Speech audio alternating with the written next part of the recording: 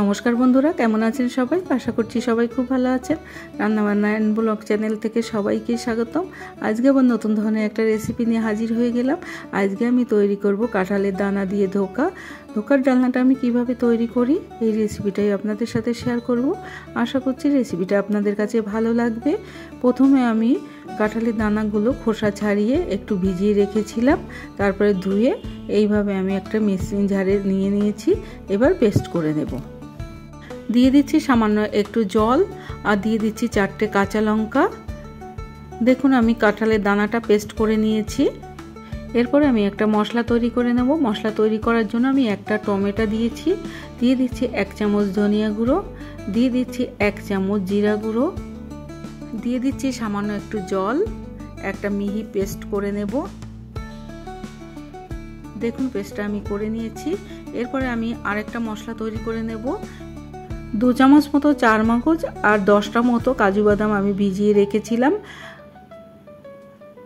কাজু বাদাম আর চারমগজটা আমি পেস্ট করে নেব। দেখুন পেস্ট করে নিয়েছি। এরপরে যে আমি কাঁঠালের দানাটা পেস্ট করে রেখেছিলাম তার মধ্যে কিছু মশলা অ্যাড করব। 1 চামচ ধনিয়া গুঁড়ো দিয়েছি, 1 চামচ জিরা গুঁড়ো দিয়েছি, 1 চামচ আদা বাটা দিয়েছি, 1 চামচ হলুদ গুঁড়ো দিয়েছি, হাফ চামচ মতো মৌরি দিয়ে দিলাম আর হাফ চামচ মতো কালো জিরে দিয়ে দেব। দিয়ে দেব 1 চামচ মতো লবণ। এরপরে দিয়ে দেব 2 চামচ মতো বেসন।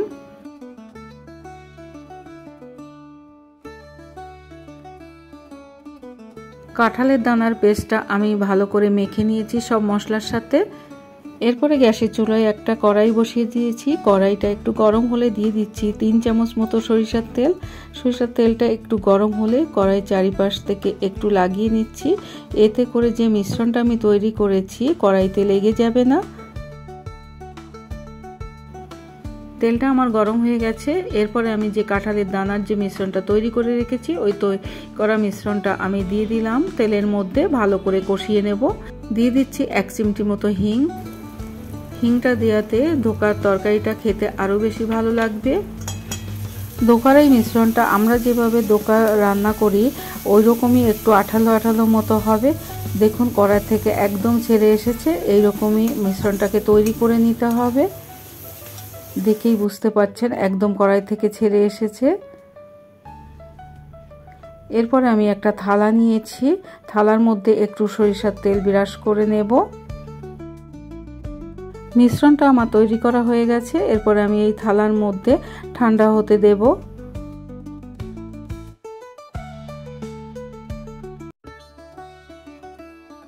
এরপরে একটা হাতার সাহায্যে মিশ্রণটাকে এইভাবে একটু গোল করে দিয়ে একদম সমান করে দেব। এতে করে আমার ধোকাগুলো কাটতে সুবিধা হবে।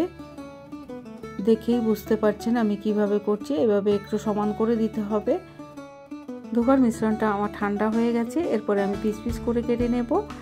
আমি এইভাবে কেটে নিচ্ছি, আপনাদের যেমন খুশি তেমন কেটে নিতে পারেন।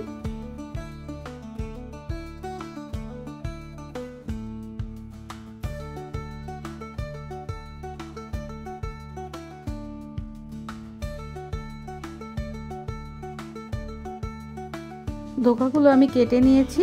এরপরে আমি ভেজে নেব। দিয়ে দিচ্ছি কড়াইতে সরিষার তেল। তেলটা একটু গরম করে নেব। এরপরে দেখুন আমি ধোকাগুলো ভেজে নেব।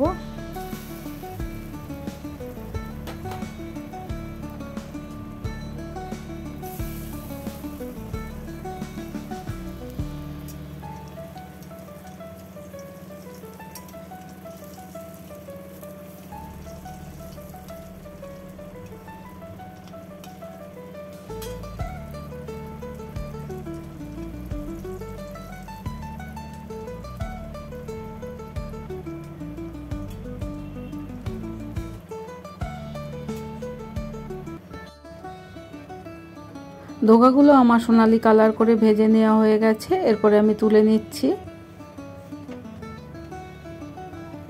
এইভাবে আমি সমস্ত ধোকাগুলো ভেজে নেব। তবে 2-3টে করে ভাজতে হবে। একবারে অনেকগুলো দিলে কিন্তু ভেঙে যেতে পারে, সেই জন্য 2-3টে করে দিয়ে ভাজতে হবে। সব ধোকাগুলো আমি ভেজে নিয়েছি। এরপরে আমি রান্না করে নেব। গ্যাসের চুলোয় আমি কড়াই বসিয়ে দিয়েছি। কড়াইতে দিয়ে দিয়েছি 3 চামচ মতো সরিষার তেল, দিয়ে দিচ্ছি 2টো মতো তেজপাতা ফোড়ন, দিয়ে দিচ্ছি 1 চামচ মতো জিরা ফোড়ন, আর দিয়ে দিচ্ছি কিছুটা গরম মশলা, গোটা গরম মশলা দিয়ে দিলাম, 2টো এলাচ, দারচিনি আর লবঙ্গ, দিয়ে দিচ্ছি আমি হিং, 1 চামচের 4 ভাগের 1 ভাগ আমি হিং দিয়েছি। আর যে মশলাটা করে রেখেছিলাম সেই মশলাটা আমি দিয়ে দিলাম। খুব ভালো করে কষিয়ে নিতে হবে, তেল ছেড়ে আসা পর্যন্ত আমি কষিয়ে নেব। দিয়ে দিচ্ছি 1 চামচ হলুদ গুঁড়ো, দিয়ে দিচ্ছি 1 চামচ লঙ্কার গুঁড়ো, দিয়ে দিচ্ছি 1 চামচ কাশ্মীরি লঙ্কার গুঁড়ো, দিয়ে দিচ্ছি 1 চামচ আদা বাটা। মশলাটাকে খুব ভালো করে কষিয়ে নেব। দিয়ে দিলাম 1 চামচ লবণ,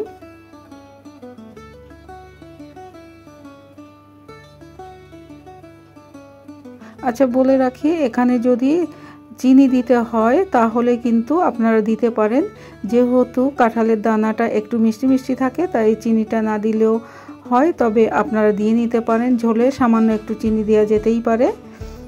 এরপরে আমি যে বেটে রেখেছিলাম কাজু আর চারমগজটা, সেই চারমগজ আর কাজুটা দিয়ে দিলাম, দিয়ে খুব ভালো করে কষিয়ে নেব তেল ছেড়ে আসা পর্যন্ত।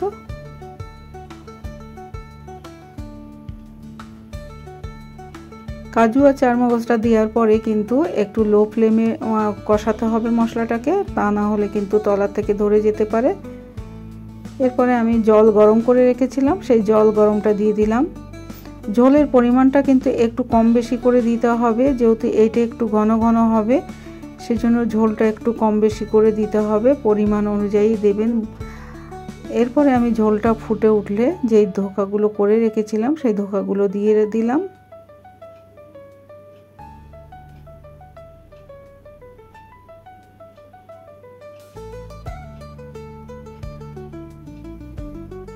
একটু আলতো করে নাড়িয়ে দিতে হবে, না হলে ধোকাগুলো ভেঙে যেতে পারে।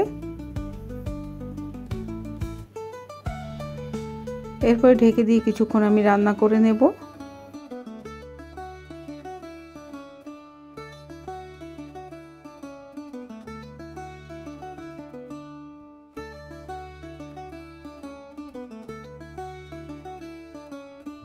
দিয়ে দিচ্ছি 1 চামচ গরম মশলা,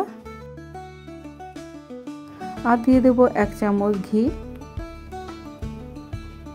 গ্যাসের চুলোটা বন্ধ করে আমি ঢেকে কিছুক্ষণ রেখে দেব।